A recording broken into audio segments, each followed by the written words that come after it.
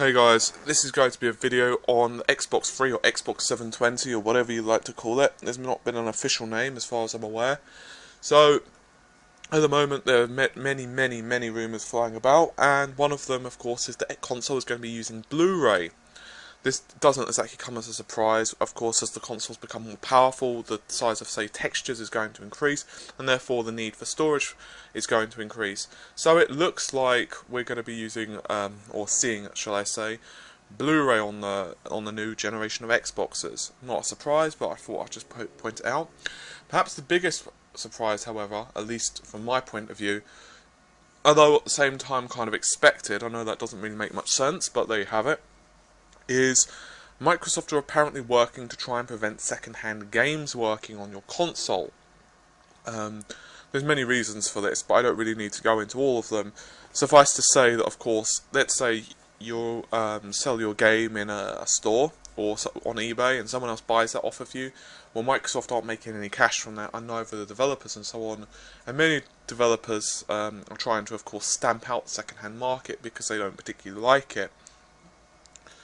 So, of course, now there's something that could be done about that, and they are doing it, apparently. There's not been huge amounts of details, but all we know is there's something integrated into the console. So, how it'll work and anything else, no one exactly knows yet. But maybe it's going to be something to do with your gamer tag online, so maybe it won't affect you if you're not playing, online gaming or something. Who knows? So that's just something to bear in mind. And also apparently built into the console is going to be the next generation of Kinect. Once again, there's not much details out. Personally, I never really was interested in the Kinect thing, but that of course doesn't mean that it's bad. That's just a personal opinion. So, that's great for people who are interested in it. There's not much details on exactly, how it's going to work or whatever. No doubt they'll be released, as and when. Now, from my last video I mentioned that the graphics card for the Xbox is going to be based on the Southern Islands GPU or the AMD 7000 series.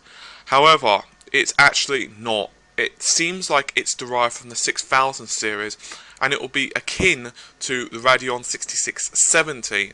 And of course that will support DirectX 11, multi-display, 3D and 1080p HD output, at least for the PC. The chip is market price of around $80 at the moment on PC.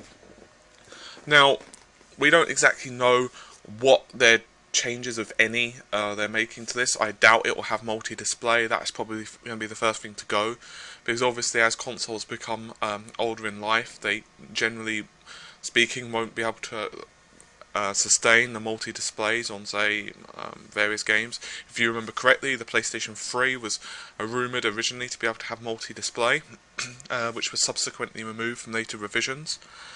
So, in real terms, it basically means the 720's raw graphic processing power is going to be about 6 times that of the current generation's 360, and it will basically be about 20% greater than the forthcoming Wii U.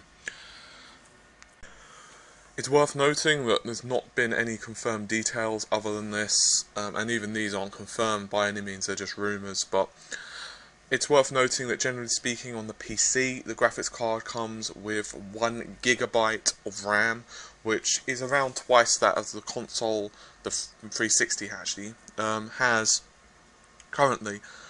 But whether it's going to have the 1 gig on the 720's derived version, who the heck knows? I probably doubt it, but it's hard to tell. We also, of course, don't know what clock speed it's going to be run, if there's going to be any changes to the amount of shaders and so on, and so forth. For example, the clock speed on a typical 6670 is around roughly 800 megahertz. So, and they usually have 480 stream processors. But whether it's going to be changed significantly or if it's going to be effectively the same thing, we don't know yet. I'm somewhat surprised with Microsoft's decision with the card. I was kind of hoping for something a little bit more grunty, If you're actually looking at reviews, by all means, Google some reviews of ATI Radeon 6670, and you can do some comparisons of, say, the later graphics cards of, say, NVIDIA ATI, and obviously it's not going to be nowhere near as fast as the latest generation of cards. Enthusiasts at the start, enthusiastic gamers, shall we say, without a great deal of disposable income to burn, and so the card does perform pretty well. So, if that's true, and it is, you're definitely going to see a lot more grunt.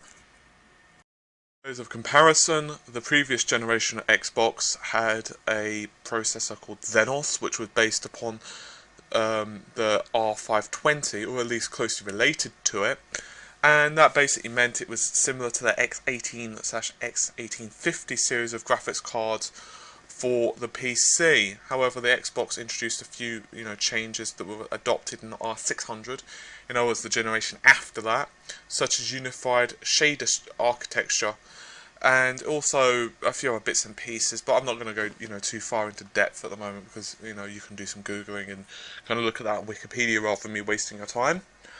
So I kind of hope for a bit more power, but you've got to bear in mind, including PC gamers such as myself, because I am a PC gamer, and that doesn't mean I don't like consoles. It's just personal opinion, I prefer gaming on PCs. But I'm getting well off topic. Basically, we have to bear in mind, of course, it's closed systems. So while I'm not exactly going to say that the graphics are going to be 6 times better than current consoles, it just means that effectively we're going to be seeing 6 times more numbers. I don't think that's going to mean that suddenly the graphics are going to become 6 times better or anything, so please don't assume that. But we are going to see a significant jump in the raw power of these consoles, which is going to be fantastic for everyone. Games developers in particular are going to love it. They're going to be able to actually really start pushing their imaginations and creativity as per normal. No doubt we'll see the first generation of games, which are, a small jump to a medium jump from the previous generation, and then of course we'll see the greater and greater leaps. Although it doesn't take me to say this, all you have to do is look at, say, the first generation Xbox One games, compared to, say, the later generations, or even the first generation of Xbox 360 games, such as, say, Perfect Dark Zero, which I'll just point out was actually a pretty good game. Not many people liked it, though. I liked it, though. But many people have, noticed the, slow transition between the consoles generation. You can see that the graphics become, increasingly better as the console naturally ages, until it kind of reaches a point where obviously the developers can't push it and push it and push it, and it kind of gets to that point where they can't really push it much more.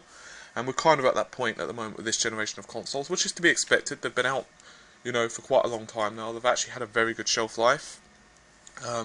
If you actually bought a 360 or a PS3 at the start, you certainly can't complain about how long you've had them. So, anyway, I'm going to cut this video, and hopefully you guys will have found at least some of it informative. Hopefully you would have found some of this informative, and if not, you would have at least enjoyed some of my ramblings. So, I'm going to get going, and you take care. Bye.